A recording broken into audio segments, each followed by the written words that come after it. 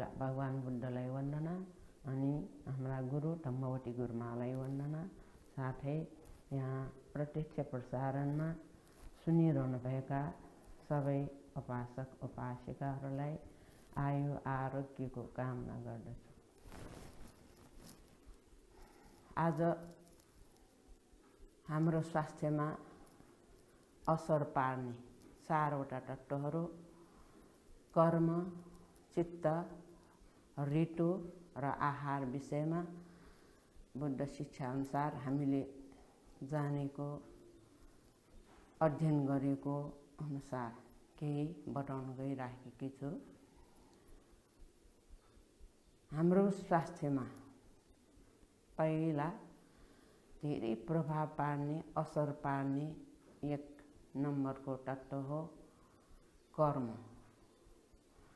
कर्म भन्ने बित्तिकै हाम्रो मन, शरीर र वचनबाट जति पनि कार्यहरू गरिन्छ, कुरा गरिन्छ र योजना बनाइन्छ, यी सबै हाम्रो कर्म क्षेत्रमा बिउको रूपमा जाँदो रहेछ। यो बिउ भनेर हाम्रो कर्म क्षेत्रमा गइसकेपछि सकारात्मक बिउले राम्रो फल दिइराख्ने हो भने नकारात्मक बिउले नराम्रो नकारात्मक नै नतिजा दिइराख्दो रहेछ। यी नकारात्मक नतिजाले हाम्रो शरीरमा कस्तो प्रभाव पर्दो रहेछ भन्ने कुरा केही छलफल गरौँ अथवा यस विषयमा केही विश्लेषण गरौँ। बुद्ध शिक्षा अनुसार कर्म भन्ने बित्तिकै अघि भने जस्तै जब हामीले कुनै कर्म रोपिन्छ त्यसको सुरुमा मन उत्पत्ति हुन्छ, मन नै पहिला उत्पत्ति हुन्छ। त्यो मन स्वार्थयुक्त हो अथवा निस्वार्थ हो, त्यसको आधारमा बिउ बन्न जान्छ। राम्रो चित्त, निस्वार्थ चित्त आउने बित्तिकै आफ्नो र अरूको भलो सोचेर कुरा गर्छ, काम गर्छ। तर स्वार्थयुक्त चित्त उत्पत्ति हुने बित्तिकै त्यसले लोभको वशमा, क्रोधको वशमा गएर आफ्नो भलो सोचेर अरूहरूको भलो नसोच्ने बानी हुँदो रहेछ। आफ्नो मात्रै भलो सोचेर कुनै पनि कुरा गर्छ, काम गर्छ भने त्यो कार्य अथवा कुराले अरूको जीवनमा जति पनि नकारात्मक प्रभाव पर्छ त्यसको नतिजा आफूलाई प्राप्त भइराख्दो रहेछ। जति पनि अरूको शरीरमा नराम्रो प्रभाव पर्छ त्यो नतिजा आफूलाई फर्केर आउँदो रहेछ। यो कर्मको नियम हो, प्रकृतिको नियम हो। राम्रो सोचाइ राख्नु, राम्रै रिजल्ट आउँदो रहेछ। नराम्रो सोचाइ राख्नु, नराम्रो कर्म रोप्नु, त्यसको नतिजा आफूलाई नै फर्केर नराम्रो नतिजा भोगाउँदो रहेछ। त्यसैले यादिसं वपते बीजं तादिसं हरते फलं भनेर भगवान बुद्धले नै भन्नुभएको छ। जस्तो कर्म रोप्यो, जस्तो नियतले काम गर्यो, कुरा गर्यो, त्यस्तै फल अरूलाई जाँदैन, जसले रोप्यो उसलाई नै आउँदो रहेछ। यो शरीरमा कस्तो प्रभाव पर्दो रहेछ हामीले यसबाट जान्नुपर्छ। जति अरूहरूको शरीरमा हानि पुग्ने गरिकन आफ्नो स्वार्थ पूर्ति गर्छ, अरूलाई जति शरीरमा हानि पुगिन्छ कुरा गराइबाट, काम गराइबाट, त्यसको नतिजा आफूलाई नै भोगाउने भन्ने कुरा हामीले विभिन्न घटनाबाट पनि हामीले सिक्न सक्छौँ। भगवान बुद्धले भन्नुभएको छ हामीलाई हाम्रो दैनिक जीवन चलाउनको लागि हामीले काम गर्नुपर्छ, कमाउनुपर्छ। नकमाइकन हामीले आफ्नो जीवन गुजारा चलाउन सकिँदैन। जब हामीले आफ्नो दैनिक गुजारा चलाउनको लागि काम गर्छौँ, त्यो काम गर्ने बेलामा नै आफ्नो काखीबाट पसिना चुहिने गरिकन काम गरेर इमानदारीपूर्वक कमाऊ भन्नुभएको छ भगवान बुद्धले। यो भनेको मतलब नै बेइमानीपूर्वक नकमाउनु, बेइमानी काम गरेर नकमाउनु। जसरी बेइमानी काम गरिन्छ त्यसरी आफ्नो स्वार्थको लागि लोभको बसमा गएर जति पनि बेइमानीपूर्वक काम गरिन्छ, सरल तरिकाले पैसा आउने गरिकन कमाउँछ। त्यो कमाइबाट आफूले पैसा त कमाइन्छ, तर त्यो कमाइले आफूलाई नतिजा के प्राप्त हुँदो रहेछ त भनेदेखि जति त्यो खराब कार्यबाट अरूलाई हानि पुगिन्छ र पैसा मात्रै आफूलाई आउँछ, दायाँ हातबाट आएको पैसा बायाँ हातबाट सजिलै बग्दो रहेछ। अघि भनिएको छ बेइमानीपूर्वक कमाएको पैसाले नतिजा आफूलाई नै ठुल्ठुलो रोग लागि, त्यो रोगको लागि पैसा खर्च गर्दै त्यो पैसा सिद्धिन्छ अरे।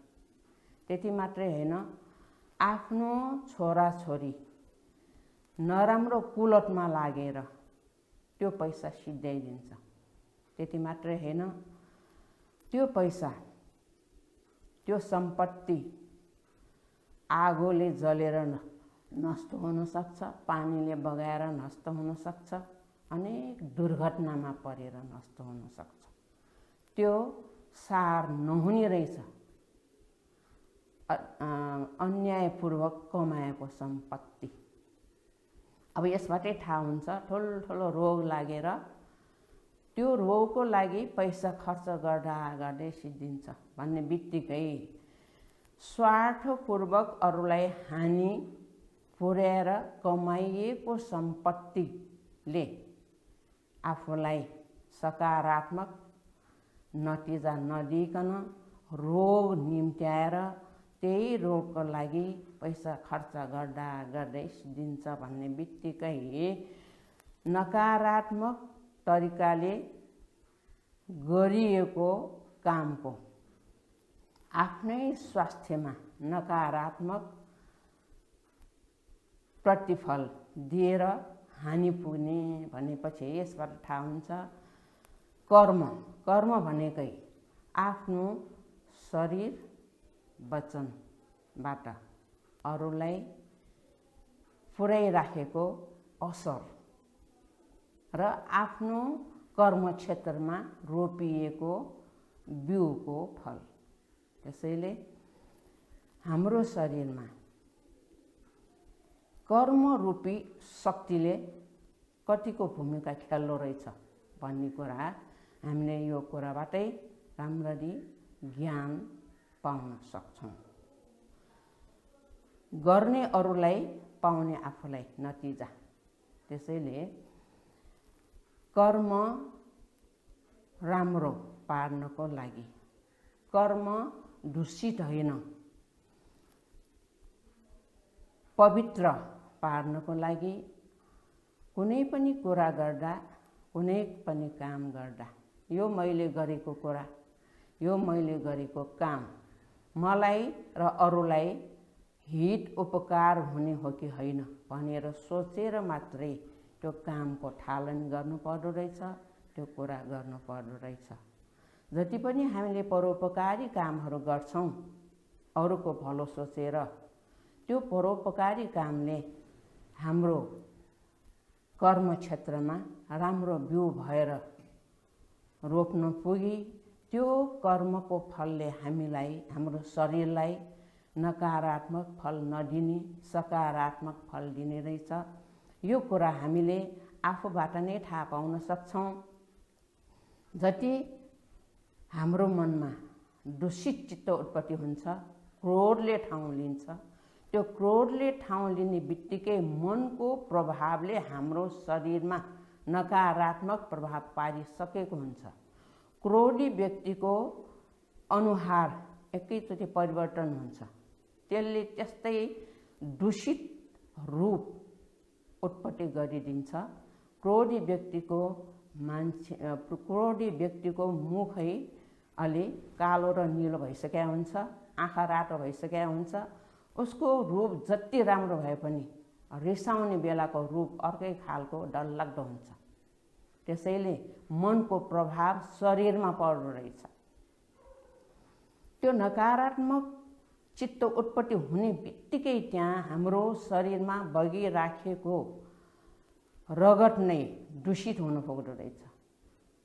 मनको प्रभाव शरीरमा पर्ने, दूषित चित्त उत्पत्ति हुने बित्तिकै रगतै दूषित हुने, यो कुरा वर्तमान अवस्थामै रिस उठ्ने बित्तिकै ऐना एकचोटि हेर्नुपर्छ। कतिको प्रभाव पर्दो रहेछ हाम्रो शरीरमा दूषित चित्तले, हगि?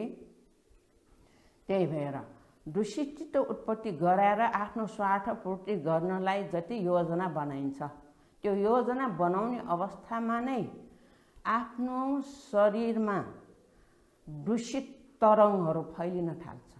त्यो दूषित तरङ्गहरूले हाम्रो शरीरमा जति दूषित प्रभाव पार्छ, त्यो अवस्थाको विषयमा हामीले पहिला ध्यान दिनु पर्दो रहेछ। तर हामीलाई त्यस विषयमा ध्यानै जाँदैन। आफ्नो स्वार्थ परिपूर्तिको लागि मात्रै हामी लागि पर्छौँ।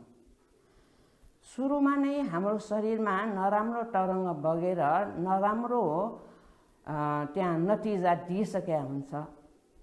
अनि त्यो नराम्रो नकारात्मक सोचाइ राखेर गरिएको कुरा र काम गरिसकेपछि आफ्नो कर्म क्षेत्रमा बिउ बनेर गइसकेका हुन्छ।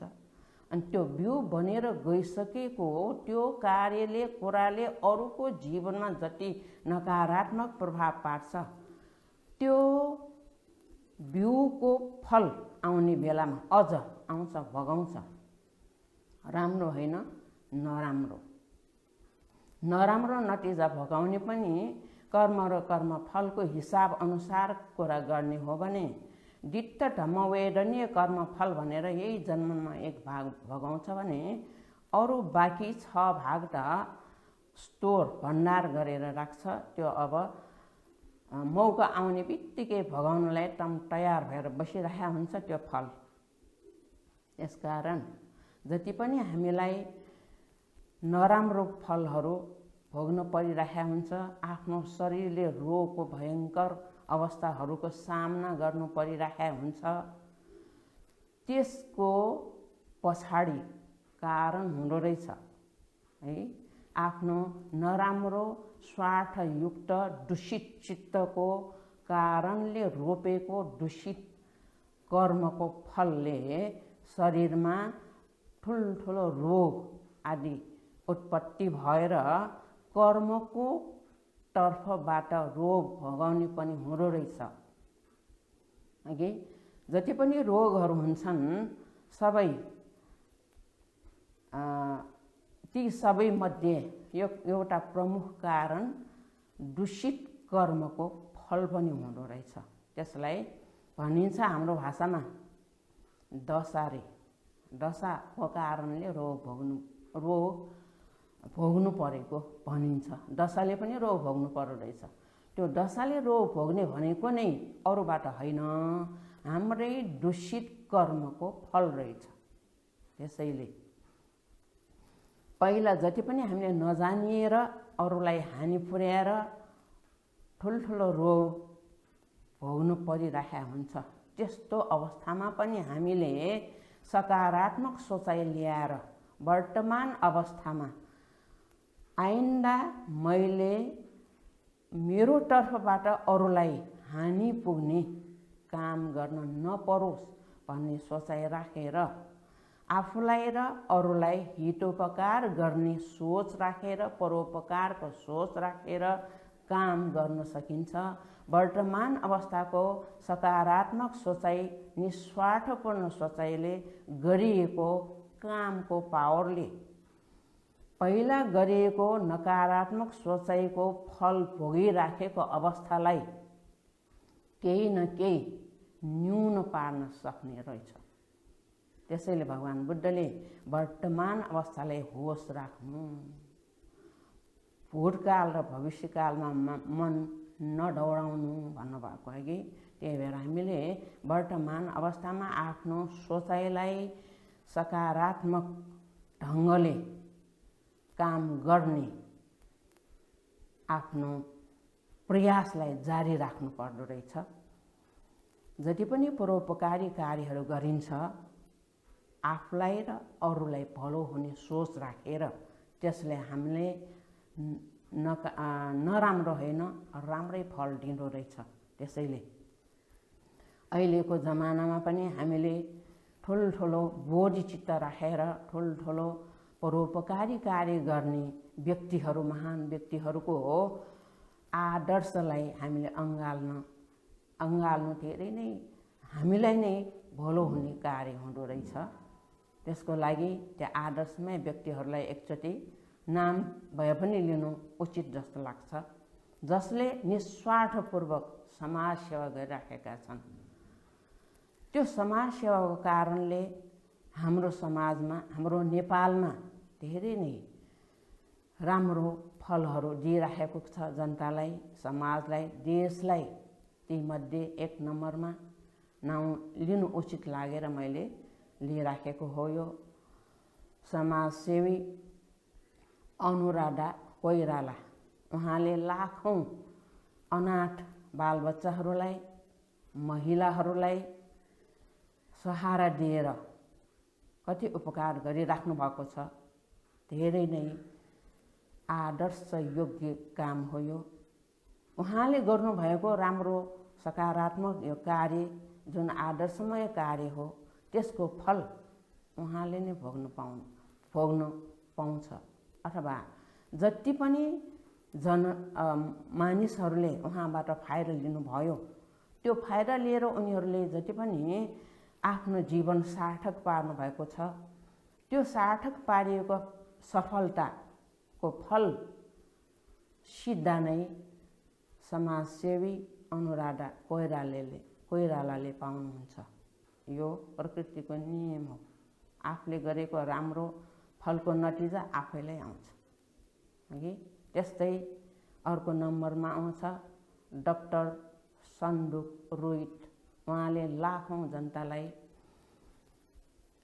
मोतियाबिन्दुको अपरेसन गरेर आँखा दान दिनुभएको छ उहाँले है। आँखाले देख्न सक्ने तुल्याइ दिएर परोपकारी कार्य गर्नुभएको छ।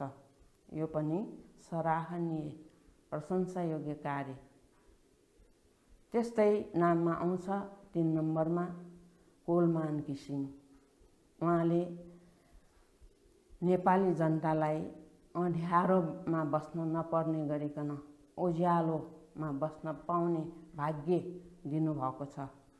आफ्नो स्वार्थलाई हटाएर निस्वार्थपूर्वक जुन यो समाज सेवा कार्य गर्नुभएको छ, यसबाट जनताले जति फाइदा लिएका छन्, लिन पाइराखेका छन्, यसको श्रेय उहाँलाई जान्छ।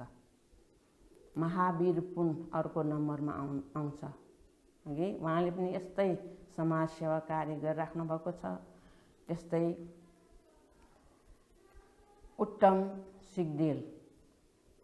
यस्तै समाजसेवा कार्यहरू गरिराख्ने हाम्रो नेपालमा, विदेश जानै पर्दैन, नेपालमै हामीले पाइराखेका छौँ।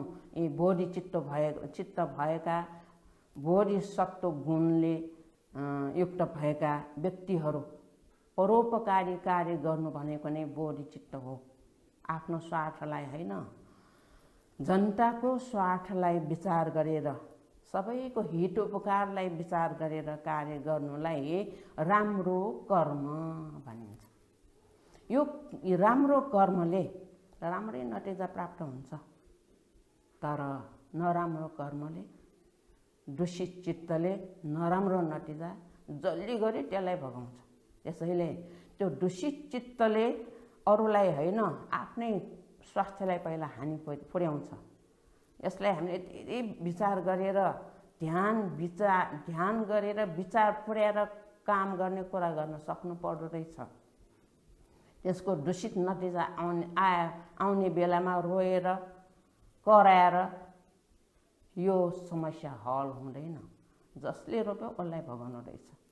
त्यसैले 1 नम्बर कर्म हाम्रो स्वास्थ्यलाई प्रभाव पारिराख्ने, नदेखिने तरिकाले प्रभाव पार्ने मुख्य कारण नै कर्म रहेछ। कर्म राम्रो हुनुपर्दो रहेछ। आफूले जति पनि काम गर्छौँ, कुरा गर्छौँ, आफ्नो र अरूको भलो सोचेर गर्नुपर्दो रहेछ। जे होस्, ठुल्ठुला समाजसेवीहरूले गरेका ठुल्ठुला कार्य हामीबाट त हुन सकिरहेको छैन।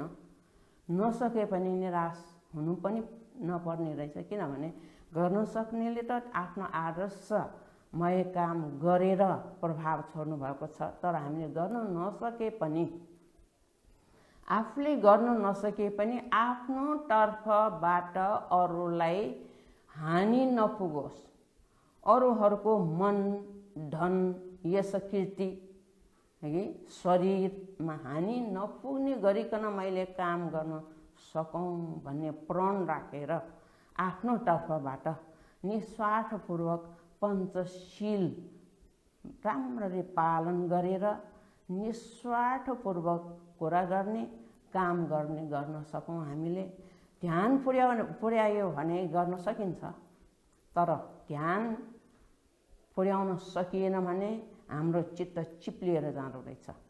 जान्छ स्वार्थप्रति, आफ्नै स्वार्थलाई मात्र हेर्दो रहेछ हामीले। तर आफ्नो स्वार्थ हेर्नु त पर्छ। त्यो स्वार्थपूर्तिको लागि अरूको हानि गर्नु भएन। आफ्नो स्वार्थपूर्ति गर्नको लागि अरूको पनि हित उपकार सोचेर कुरा गर्ने, काम गर्न सक्यौँ भने त्यो काम र कुराको कारणले हाम्रो शरीरमा नराम्रो प्रभाव नपरोस्, ठुल्ठुलो रोग नलाग्ने गरिकन हाम्रो शरीरबाट राम्रो काम गर्न सक्ने भाग्य प्राप्त गरौँ। जति शरीर स्वस्थ हुन्छ त्यति राम्रो काम गर्ने हामीलाई मौका मिल्छ। शरीर नभइकन के पनि गर्न सकिँदैन। त्यसैले भगवान बुद्धले नै भन्नुभएको छ, आरोग्य परमा लाभा। जब शरीर स्वस्थ हुन्छ, त्यो स्वस्थ शरीर हुनु नै ठुलो लाभ हो। रोगी भयो भने हामी त्यो रोगी जीवन, रोगी शरीरबाट के पनि गर्न सक्दैनौँ। त्यो ठुलो हानि हो। हाम्रो शरीरलाई लाभदायक बनाउने र हानि पुर्याउने हाम्रो हातमा छ। जान्यो भने लाभ लिन सक्छौँ, जानिएन स्वार्थको लयमा लाग्यो भने हामीले आफैलाई हानि पुर्याइरहेका हुन्छौँ। त्यसैले कर्मको धेरै भूमिका छ हाम्रो शरीर स्वस्थ राख्नको लागि। जे होस्, ठुल्ठुला परोपकारी काम गर्नेहरू जति पनि छन्, उहाँहरूले रूपं जीरति मच्चान नाम गोत्तं नजीरति, अथवा हाम्रो यो शरीर भनेको जीर्ण भएर नाश भएर जान्छ। तर आफूले गरेर गएको ठुल्ठुलो पुण्य कार्यहरू, परोपकारी कार्यहरूले छाप छोडेर गएको जुन छाप छ, राम्रो छाप, त्यो जीर्ण हुँदैन, त्यो अमर भएर बस्छ। हामीले पनि सकेसम्म त्यसरी अमर बन्ने काम गर्न सकौँ भन्ने कामना गर्ने। अर्को 2 नम्बरमा आउँछ चित्त। हाम्रो शरीरलाई प्रभाव पारिराख्ने अर्को तत्त्व चित्त अथवा मन हो। जति मन बलियो हुन्छ त्यति त्यो बलियो मनोबल शक्तिले हाम्रो यो शरीरलाई स्वस्थ राख्नलाई धेरै नै मद्दत दिँदो रहेछ, मद्दत पुग्दो रहेछ। त्यही भएर हामीले एकचोटि विचार गरौँ। कहिलेकाहीँ हामीलाई ठुलो पीर पर्ने कुरा आयो, कुनै घटना घट्यो रे, केही काम गर्नु पर्दैन, केही परिश्रम गर्नु पर्दैन, त्यो पीरले गरेर यो शरीर फटक्कै गल्दो रहेछ। किनभने मन र शरीर एक जोडा रहेछ। मनले शरीरलाई प्रभाव पार्ने, शरीरले मनलाई प्रभाव पार्ने कि जति जति शरीर शिथिल हुन्छ मन फटक्कै गल्छ। जति जति मनले पीर लिन्छ मन गल्छ, त्यति त्यति शरीर पनि गल्छ। त्यसैले हामीलाई शरीरमा कुनै रोग लाग्ने अवस्थामा मन बलियो पार्नु पर्दो रहेछ, मनोबल शक्ति हामीले सञ्चय गर्नु पर्दो रहेछ। त्यसैले भगवान् बुद्धले पनि भन्नुभएको अघि जति पनि हामीले परित्राण पाठ गर्छौँ, भगवान् बुद्धले बनाएर जानुभएको परित्राण पाठ, उहाँको सत्य र मैत्री वचनले युक्त परित्राण पाठ उहाँको आशीर्वाद हो। पाली भाषाबाट हामीले पाठ गर्छौँ, त्यसलाई हामीले भगवान् बुद्धको यो आशीर्वाद हो। उहाँले हामीले चारैतर्फबाट आउने भयहरू निर्मूल होस् भनेर आशीर्वाद दिनुभएको उहाँको सत्य र मैत्री वचन हो यो भनेर यसलाई परित्राण पाठलाई एक चित्तले श्रद्धा र विश्वास राखेर सुन्ने बानी गर्न सक्यौँ भने उहाँको जुन त्यो मैत्रीपूर्ण आशीर्वाद हाम्रो मनले एक चित्तको पावर लगाएर सुन्नुपर्छ। श्रद्धा र विश्वास चाहिन्छ। विश्वास नभइकन यसबाट फाइदा पाउन सक्दैनौँ। श्रद्धा र विश्वासले जति जति सुन्छौँ त्यति त्यति नजानिदो पाराले हामीले मनोबल शक्ति ग्रहण गर्दो रहेछ, मनोबल शक्ति तान्दो रहेछ। त्यो मनोबल शक्ति हाम्रो सुस्वास्थ्यको लागि धेरै नै लाभप्रद रहेछ। त्यसैले यो हामीले अहिलेको मात्रै कुरा होइन, भगवान् बुद्धको जीवनकालमा अघि काश्यप भन्टे अथवा भिक्षु काश्यप, भिक्षु मौद्गल्यानलाई पनि उहाँले बोध्यङ्ग सूत्र पाठ गरेर मनोबल शक्ति प्रदान गर्नुभएको थियो। बोध्यङ्ग सूत्र पाठ सुनेर उहाँहरूले पनि यो मनोबल शक्ति लाभ गर्नुभएको थियो। त्यो त ऐतिहासिक घटना हो। उहाँ भन्टेहरू मात्र होइन, भगवान् बुद्ध स्वयंले पनि बोध्यङ्ग सूत्र, सप्तबोधङ्ग सूत्र चुण्ड भन्टे भिक्षु चुण्डबाट यो परित्राण पाठ सुनेर भगवान् बुद्ध स्वयंले पनि मनको मनोबल शक्ति प्राप्त गर्नुभएको थियो। जसरी यो शरीर शिथिल हुन्छ, मनोबल पनि शिथिल हुँदो रहेछ। मनोबल शक्ति शिथिल भएसम्म शरीरले ताकत लिन सक्दैन रहेछ। हाम्रो शरीर स्वस्थ पार्नको लागि मनोबल शक्तिको ठुलो भूमिका हुँदो रहेछ। त्यसैले भगवान् बुद्धले समेत सप्तभुजङ्ग सूत्र पाठ भिक्षु चुण्डबाट सुनेर उहाँले पनि मनोबल शक्ति प्राप्त गर्नु भएको ऐतिहासिक घटना छ। त्यसैले यो हामीले परित्राण पाठको महिमा बताउनु गइराखेको त्यही हो। परित्राण पाठ सुनेर मात्रै रोग निको पार भनेको होइन, हामीले परित्राण पाठ गरेर मनोबल शक्ति सञ्चय गर्न सकौँ भनेर पनि हामीले अस्ति रत्नसूत्रको परिभाषा दिएका छौँ। रत्नसूत्र पाठ गर्दैछौँ हामीले पनि यो मनोबल शक्ति प्राप्त गर्नको लागि। मनोबल शक्ति प्राप्त गर्नको लागि रत्नसूत्र भगवान् बुद्धले वैशाली नगरमा यस्तै महामारी भएको अवस्थामा, रोगको महामारी भएको अवस्थामा रत्नसूत्र पाठ गरेर त्यहाँको जनमानसमा मनोबल शक्ति प्रदान गर्नुभएको थियो। यो पनि ऐतिहासिक घटना हो।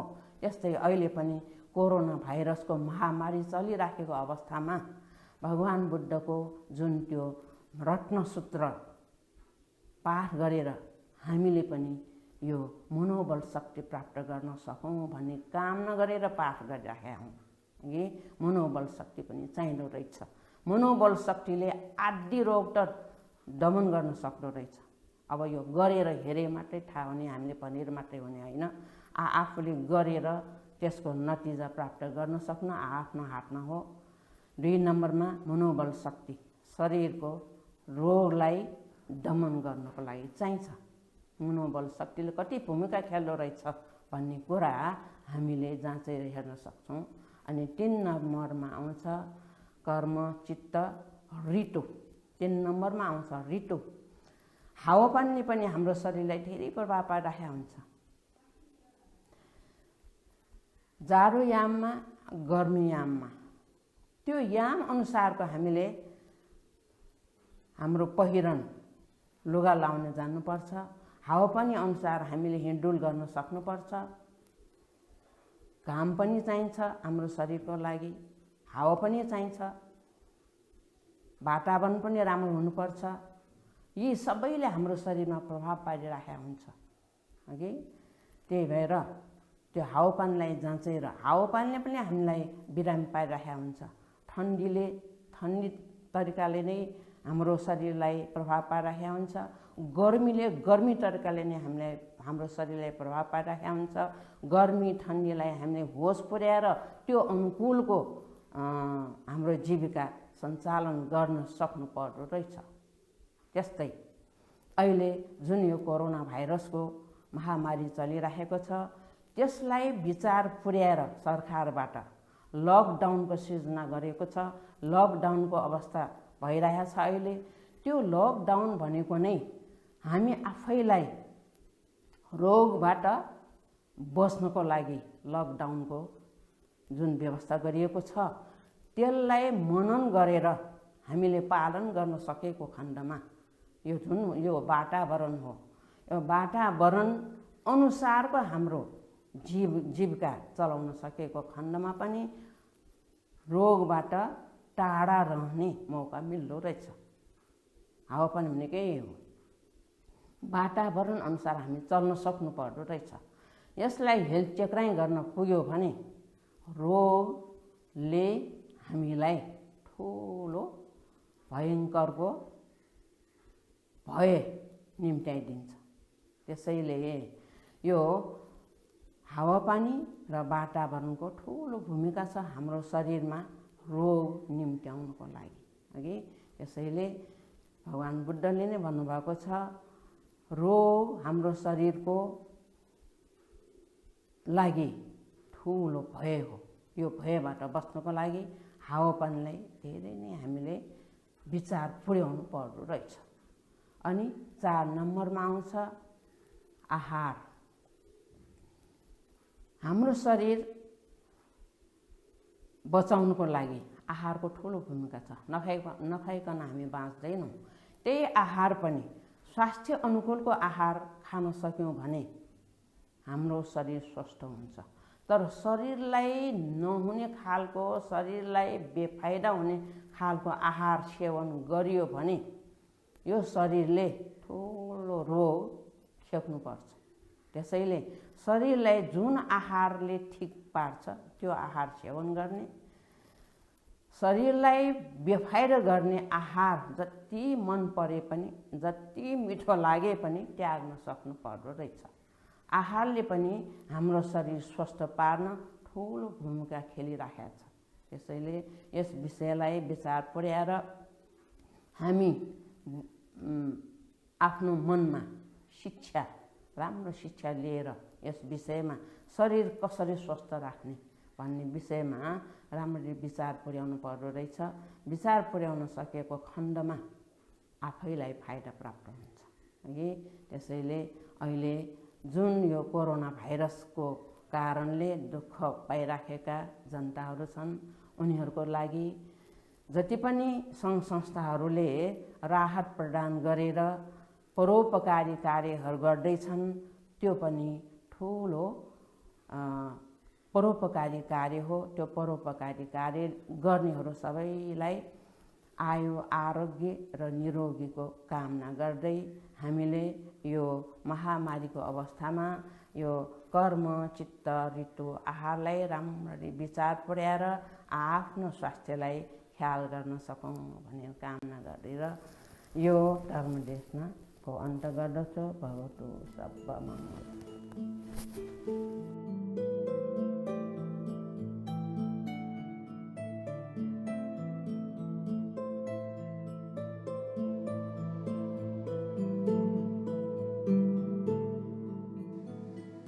यो भिडियो यहाँहरूलाई कस्तो लाग्यो? यदि मन परेको हो भने लाइक गर्नुहोला अनि सब्स्क्राइब गर्नुहोला। सब्स्क्राइब गर्नु भइसकेपछि सँगैको घन्टी पनि दबाउनुहोला।